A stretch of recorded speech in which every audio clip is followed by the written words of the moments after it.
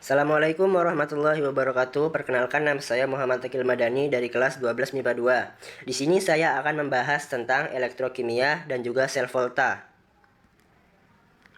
Elektrokimia adalah ilmu kimia yang mempelajari tentang perubahan zat yang menghasilkan arus listrik atau disebabkan oleh arus listrik. Sel elektrokimia ada dua, yaitu yang pertama sel volta. Dalam sel ini, energi kimia diubah menjadi energi listrik atau reaksi redoks menghasilkan arus listrik. Yang kedua, sel elektrolisis. Dalam sel ini, energi listrik diubah menjadi energi kimia atau arus listrik menghasilkan reaksi redoks. Sel volta. Kutub-kutub listrik dalam sel volta disebut elektrode. Terdapat dua elektrode dalam sel volta, yaitu yang pertama anode, yang kedua katode. Prinsip kerja sel volta. Jembatan garam adalah dinding berpori yang memisahkan katode dan anode sel volta. Jembatan garam adalah ruangan elektrolit yang mempertahankan kenetralan pada batang elektroda. Dilansir dari Ensiklopedia Britannica, sel volta memiliki dua buah elektroda. Masing-masing adalah anode dan katode yang bersentuhan dengan larutan elektrolit.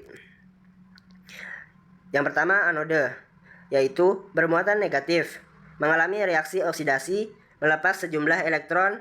Posisi elektron setelah tanda panah, nilai E0 sel lebih rendah.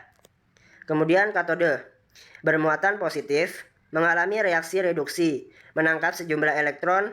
Posisi elektron sebelum tanda panah, nilai E0 sel lebih tinggi. Ini adalah gambar rangkaian sel volta, di mana di sini ada dua larutan dan ada elektrode. Yang ini elektronegatif atau anode. Reaksi yang terjadi adalah oksidasi. Dan untuk kutub positif atau katode, yang terjadi adalah reduksi. Di sini ada jembatan garam dan ada voltmeter. Notasi sel disebut juga diagram sel. Urutan penulisan elektrode dalam sel volta adalah oksidasi reduksi atau biasa disingkat oxcred. Jadi, reaksinya zat yang mengalami oksidasi ditulis duluan, lalu dipisah dengan garis 2 yang merupakan lambang jembatan garam. Baru zat yang mengalami reaksi reduksi. Potensial sel. Beda potensial elektrode yang diukur terhadap elektrode hidrogen diberi lambang E0 sel. E0 sel sama dengan E0 yang terjadi pada elektrode katode dikurang dengan E0 yang terjadi pada elektrode anode. Atau E0 reduksi dikurang dengan E0 yang mengalami oksidasi. Atau bisa juga E0 tinggi dikurang E0 yang nilainya lebih rendah. Kemudian masuk ke contoh soal. Diketahui dua elektrode sebagai berikut. Ag plus aquos menangkap satu elektron menghasilkan Ag padat dengan E0 sama dengan plus 0,80 V. Kemudian Cu2 plus aquos ditambah 2 elektron menghasilkan Cu padat. E0 sama dengan plus 0,34 volt. Tentukan yang pertama E0 sel, yang kedua reaksi sel, yang ketiga notasi sel. Penyelesaiannya, maka di sini dilihat nilai E0-nya yang lebih tinggi yaitu yang di atas.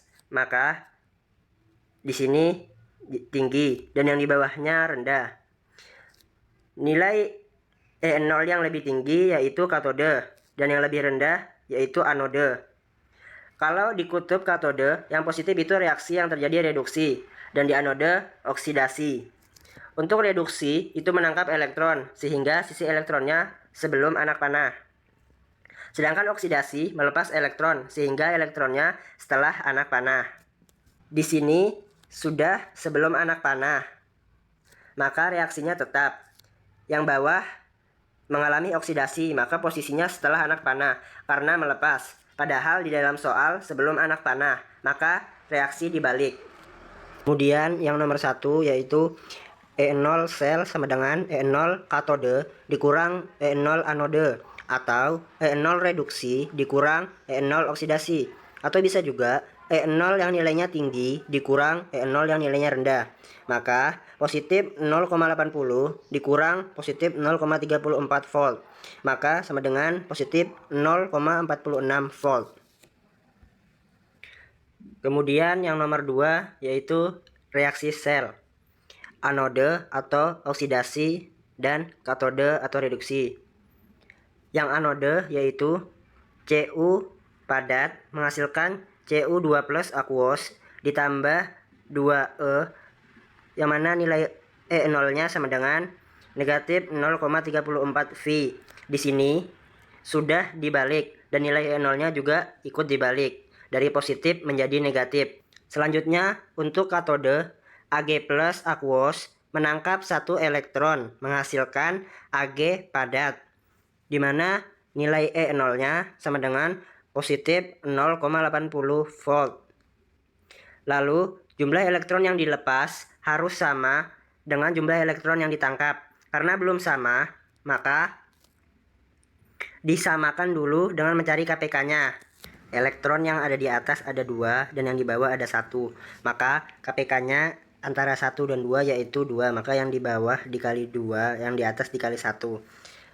Maka reaksinya menjadi yang anode Cu padat menghasilkan Cu2 plus aqueous ditambah 2 elektron dengan nilai E0 nya sama dengan negatif 0,34 volt, dan katodenya atau reduksinya 2 Ag plus aqueous ditambah 2 elektron menghasilkan 2 Ag padat, di mana nilai E0 nya sama dengan positif 0,80 volt.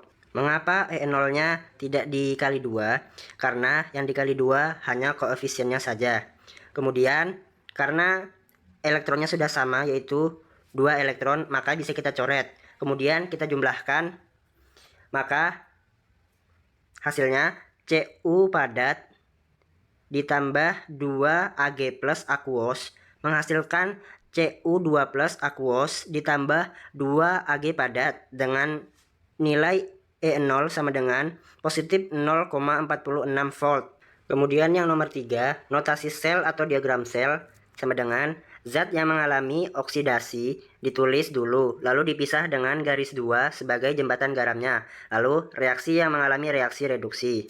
Di sini yang mengalami oksidasi yaitu Cu ke Cu2 plus ditulis Cu garis 1 menunjukkan perubahan wujudnya Cu padat ke aqueous. Ini garis 2 jembatan garamnya. Lalu yang mengalami reduksi yaitu Ag plus ke Ag. Koefisiennya tidak ikut ditulis. Terima kasih telah menonton. Kurang lebihnya saya mohon maaf. Assalamualaikum warahmatullahi wabarakatuh.